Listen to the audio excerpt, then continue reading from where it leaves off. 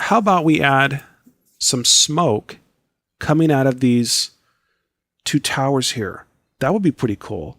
So let's click on two towers. I'll make a new layer above that layer, and we'll call this smoke.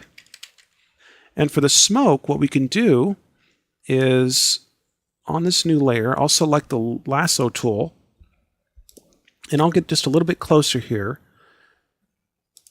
I'll create this selection. Now, smoke usually, well, when it comes out, it's usually a little bit narrower, and then it sort of expands or gets a little bit wider as it goes up.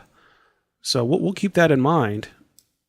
The first time I do this, it might be a little bit different, but I'm just going to make something that looks like this.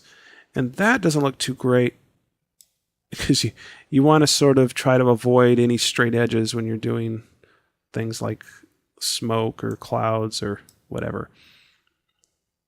But there's a shape for you right there that we can use. And then what I can do is come over here to select feather and feather the selection that we've created. So anything that we do inside of that selection is going to be soft around the edges. So let's see, feather radius of about 10. I could probably undo that.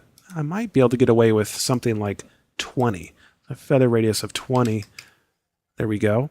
And what we're going to do is apply a clouds filter inside the selection to create the illusion that it's smoke. But before we do that, though, we must make sure that the foreground and background are either white or black. So you can see over here on the toolbar, they're both black right now. But if you press D and X on the keyboard, you can switch back and forth. So a good idea, just make sure that the foreground is white and the background is black. And then come up here to Filter, Render, and select Clouds. And look at that. And then I'll come over here to Select and Deselect. And now we have some smoke.